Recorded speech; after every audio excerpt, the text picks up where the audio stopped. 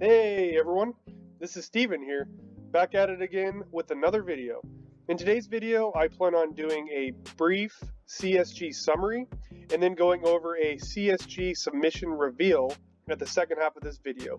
But before we get into that, if you enjoy this type of content and would like to see more in the future, please feel free to hit the like button and also subscribe. So now that we got that out of the way, we can get into the actual video here. The first part of the video, I did want to do a brief summary on CSG Grading Company, kind of go over a little bit about them, some of their service times, as well as their current pricing.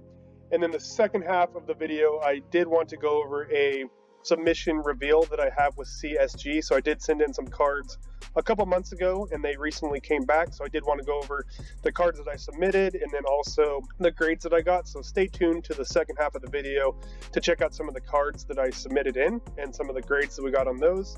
But now we can get started here with a quick overview of CSG. So CSG is the Certified Sports Guarantee, and their slogan is Superior Sports Card Certification. And if you scroll down here, this is their website here, but a little bit about them. They say that they're an expert, impartial, and efficient third-party authentication, grading, and encapsulation service for sports cards. They are backed by the same ownership and senior management team behind NGC, PMG, and CGC, which is the world's leading and largest coin, paper money, and comic book certification services. So that's kind of the big part there. CSG is newer to the sports card realm, but they are under the umbrella company CGC, which is the largest coin, money, and comic book grading services out there. So they are a subsidiary of that. So they do have the backing of the larger CGC on their side, which I think is good news. So now that we went over a little overview of CSG, we can look at some of their holders. And I think that this is one of the cons, not me personally, but I know that a lot of people aren't the biggest fans of their slabs. So they do have the bigger label up here, as it does take up a pretty big portion of the card. I know a lot of people aren't the biggest fans of the actual slabs, and I can understand why, but I think that's more of a preference thing. That is one of the cons that I've been hearing about CSG. So that's what their slabs look like. And now we can get into some of their services and fees. They do have a couple tiers here within CSG. So the first one is unlimited walkthrough, and the max value per card is unlimited, and this is for cards valued at $50,000 and up. So that is not the type of cards that I have or that I will be submitting, but those cards are $125 per card to grade, and that's a 5-day turnaround. And then if you have cards with a max value of $50,000, they also have the standard walkthrough here, which is also $125 per card, 5-day turnaround. That's not the type of cards I have, but maybe some of you guys or gals have some higher end cards that you wanted to submit. You can still do that. And then you have Express here, which is cards that has a max value of $10,000. That is $60 per card with a 12-day turnaround. And then Standard has a max submission of $1,000 per card, and the grading price on that is $30, and then that is currently a 46-day turnaround time. And then Economy, that is the submission that I did. It was $12 at the time. The price has increased to $20, but this has a max value of $500 per card, and the price per card to grade is $20 currently, and that has a turnaround time of 91 days. So currently 3 months to get those cards back, which isn't too bad considering PSA and Beckett before they closed down was over a year. So it's about 3 months to get your cards back. However, this is just what it says on their website. It obviously can differ depending on how backed up they are. And then they also do have the bulk option here, which is a 50 card minimum, and the max value per card is $250, and that is a $12 per card price, which is pretty good pricing there. And that is currently a 154-day turnaround time. So you do have the longer turnaround time for bulk submissions, but they still do have that option. So if you are interested in CSG, come check out their pricing, and it is pretty easy to do a submission through them.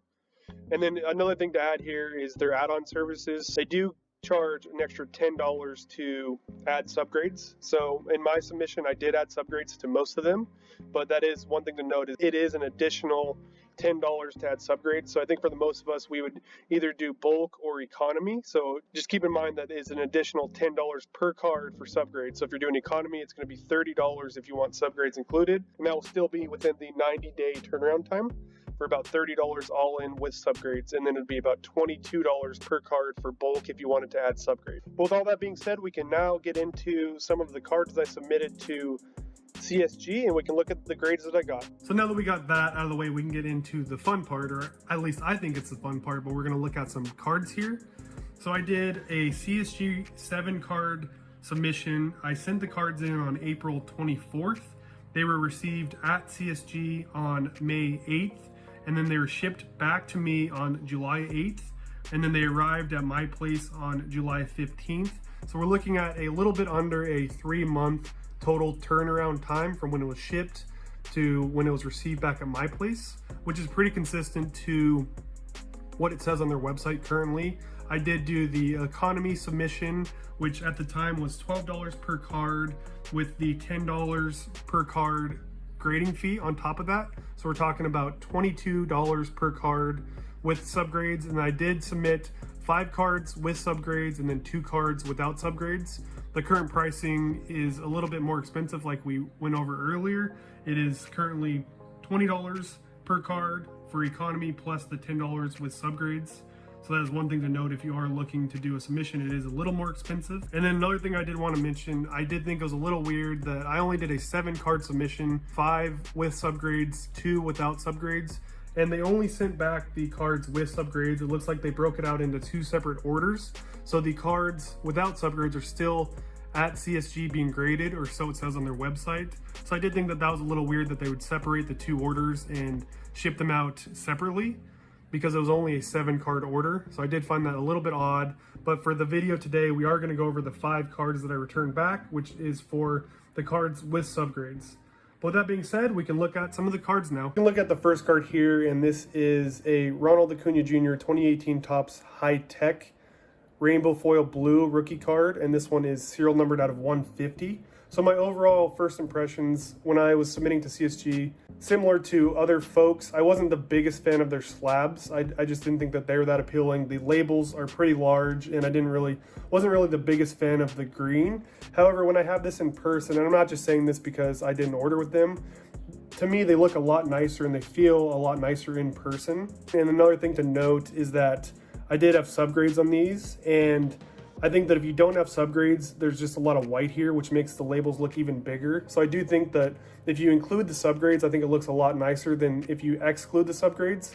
But overall, my first impression on the actual labels is I do actually kind of like the look of it, and it's actually a lot better than I was expecting, because again, at first I wasn't the biggest fan of their labels, and I knew that going into that. And if we compare that to PSA, so you have the CSG here on the right, and then the PSA on the left. This is also the same card, just a green variation numbered out of 99. So you can see the actual slabs are pretty similar in length. The only difference is the CSG has a much longer label, as you can see up here. And then the width of the slabs are pretty similar in size. So this is comparing CSG to PSA, pretty similar size for the actual slabs. And then if we wanted to compare BGS here, again, pretty similar in length. It looks like the CSG one is a little bit longer than BGS, but the main difference for these two would be the width of the slabs. As you can see, the BGS slab over here is a lot thicker than the CSG slab. So there's some differences in the slabs here, but again, the label on CSG is just much bigger than BGS and also PSA. And then we can also compare it to SGC. So this is SGC here, and as you can see, SGC slabs actually look a lot bigger than CSG. So not only wider, but then also longer than the CSG slabs. So that's something to note. The SGC slabs are bigger, and then the width appears to be pretty similar. But that's just kind of comparing the slabs of the grading companies. But overall, I do actually kind of like these slabs. They're a lot better than I was anticipating. So overall, the grade, it got an 8.5, which I'm not too disappointed about because I'm not planning on selling this card. It's just for my PC. It would have been nice to get a 9, but I did think it was a little weird that the centering was a 9.5, the corners a 10, edge is a 10, and then the surface was an 8. So if you add up those 4 grades and then divide it by 4, that gives you a number around 9.37. I'm a little surprised that it got downgraded to an 8.5. If you just look at the numbers, I think it should be closer to a 9, as it was a 9.37 if you just add up the numbers and divide it by 4. But anyway, this is an 8.5 for Ronald Jr. So I'll take out LeBron there and put Ronald Jr. there. And then the next card is similar card, but this is a black variation. So this one is serial numbered out of 50. So now I have the blue, the black, and then also I have the green of these cards. So I think that that's pretty cool. But this one as well came back with an 8.5. So again, I think it is a little weird that, again, the same grades as this blue version here. So 9.5, 10s, and then an 8 for surface. They both got the same grade. I do, again, just think it's a little weird that when you add them up, the number's 9.37, but this got an overall 8.5. But again, I'm not too disappointed about it because these are serial numbered and they're just gonna stay in my PC, so I'm not too disappointed about that. So put that there. And then the next card is my boy Ichiro Suzuki, and this is his 2001 Topps Home Team Advantage. So this is his base rookie card with the home team stamp right there. As you can see, this one got an 8.5, and I wasn't expecting a high grade on this. I just wanted to get this graded and just to see what it looked like with the green on the green.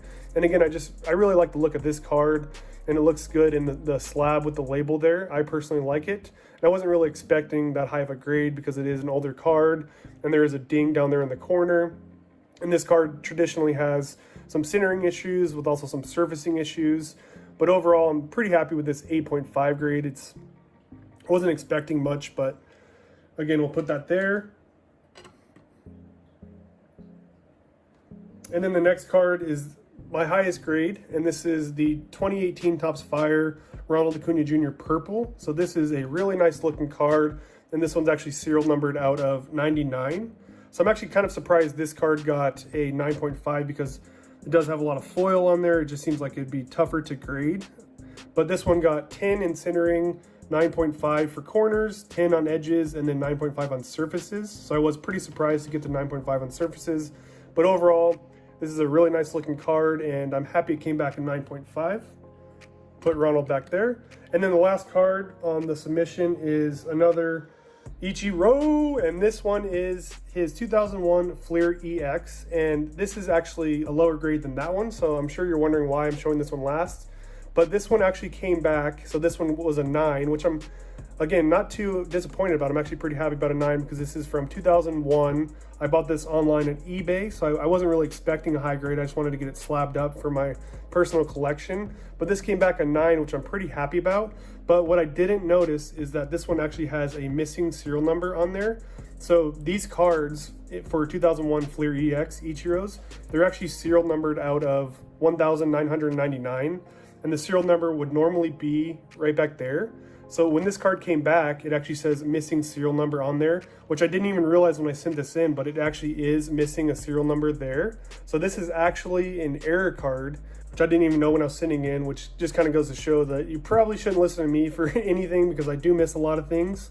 But with that being said, I'm pretty happy with this error card. It does seem to be more limited than the ones with the actual serial numbers. So I think that this is a pretty cool card to add to the PC.